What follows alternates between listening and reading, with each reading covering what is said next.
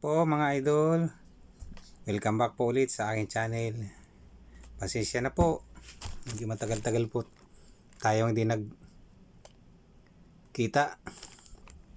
Medyo busy lang po itong mga 2 buwan nang nagdaan. Siguro ngayon naman po magputuloy-tuloy na po tayo ng paggawa ng mga video na nakakatulong sa atin hanap buhay sa araw-araw. Ngayon po mayroon po akong in order na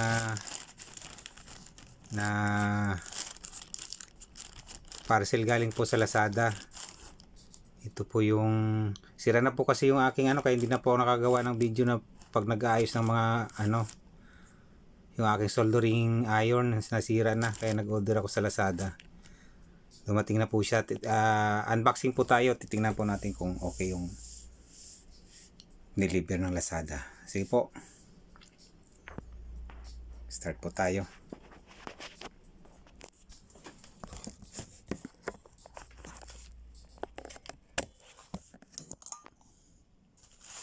Po siya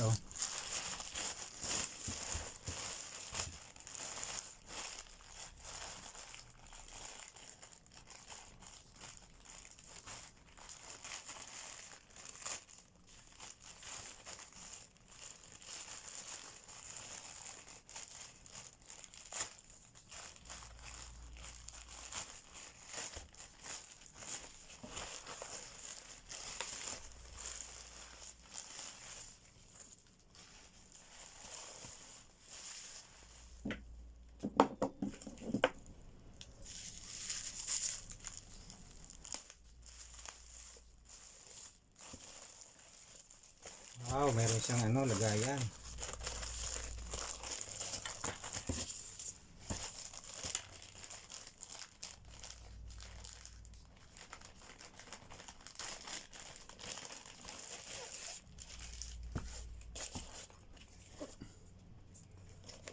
Ito may lagayan siya. Yun. So, meron siyang meron siyang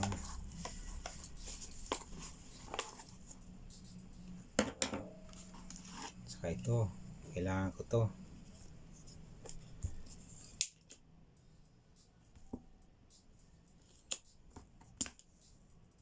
Yung pantanggal ng ng tingga dun sa mga pyesa. Meron. Ito siya. Ito, meron na rin bago. Yung dati ko ito, ininturahan ko ng kulay green. Ito may bago na naman ulit.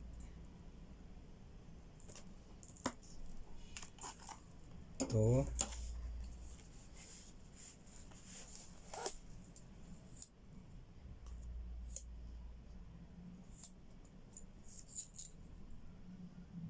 Ito yung LED nya. LED.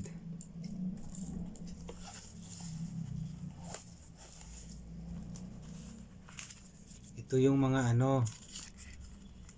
yung mga tip. 1, 2, 3, 4, 5, 5. Depende kung yung pag medyo malaking pyesa naman yung hihinangin mo, may malaki naman siya dito. Pag medyo maliit naman, ito yung pinakamaliit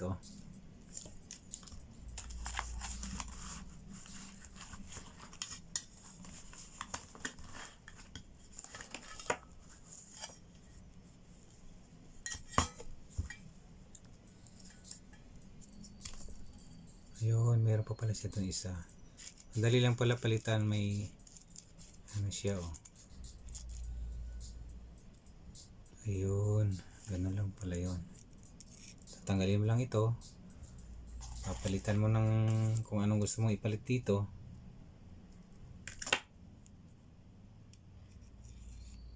Ganun lang pala yan.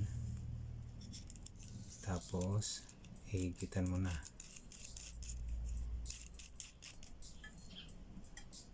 Okay. At sa kagandahan nito, mayroon siyang yung selector kung gaano kainit ang gusto mo, degree kung gaano kainit, 200, 250, 300, 350, 400 hanggang 450 ang kaya niyang ibigay na init. So may selector siya. Kasi yung walang selector, tuloy-tuloy lang init nun, madali din masira, kaya yung sa akin nasira agad eh. Wala siyang selector. Kaya init lang siya ng init hanggang sa uminit ng uminit hanggang sa yun. Ito maganda to. May selector. Kung anong gusto mong init na kaya na ng piyesang matanggal, hanggang dun lang. Hindi na siya lalagpas doon ng init, hanggang dun lang. Kaya hindi siya agad-agad na bibigay. Okay. So yan, meron siyang ito yung kanyang lagayan. Holder, self-screwing siya. Kaya wala na siyang nut sa likod.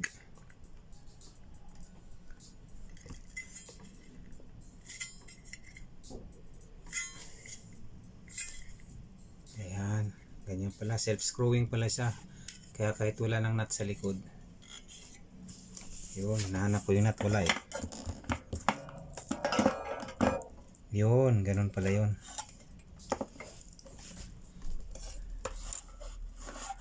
Okay. Good. So, meron na akong bagong soldering iron. Makakapag-repair na tayo. Dami ko nang re-repair ng pinding.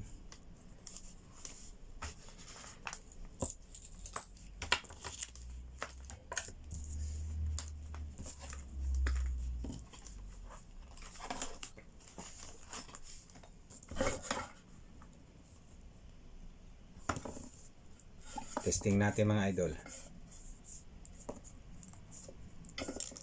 Para makita natin kung gumagana.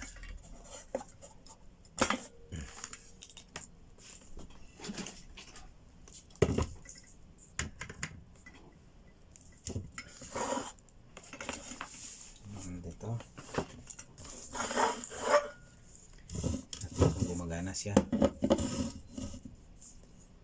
Saksak natin.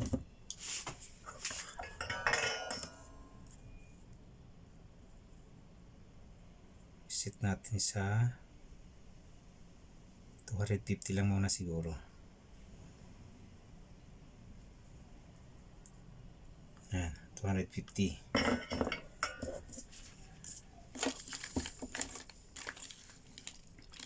Testing natin.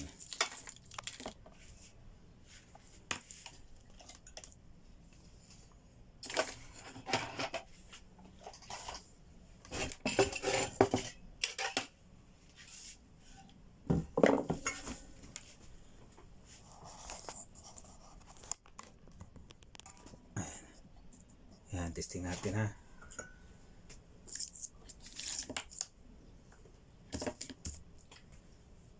Ito, meron akong wire ditong putuli sa isa charger. Putol siya. Ito testing natin kung gumagana yung ating putol yan Ayan.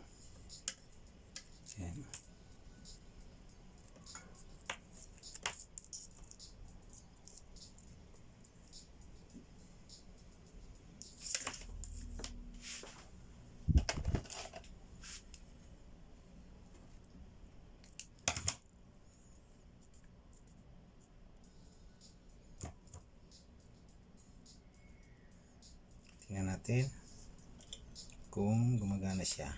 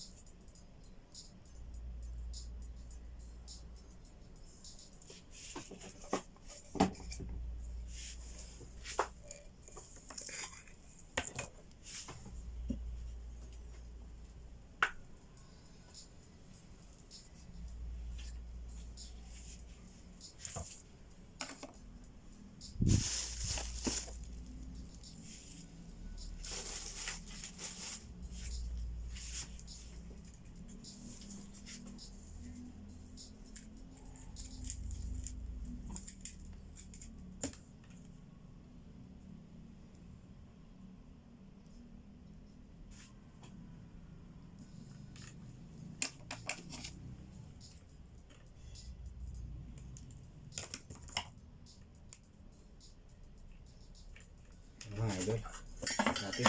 Ayun na mga idol.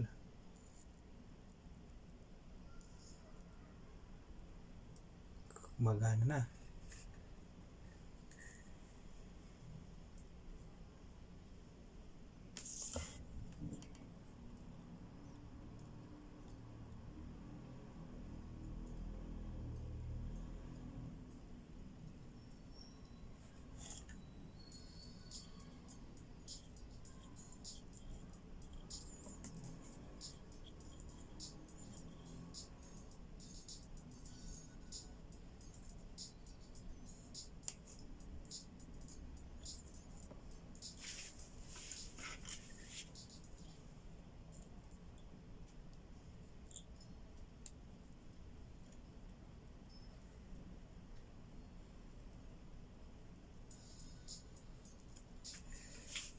Yan mga idol.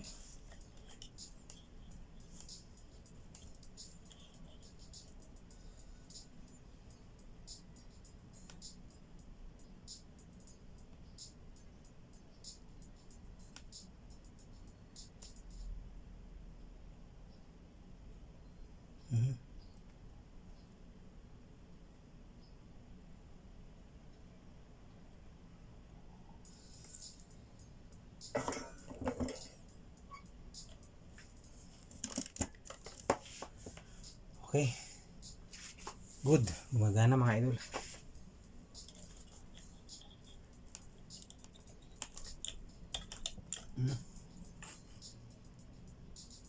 Ganda ng hinang niya. Pwede na mga idol.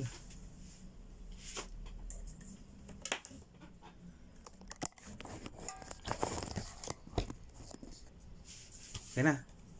Thank you. At magsasama-sama ulit tayo ngayon 2024. Maraming salamat. God bless po.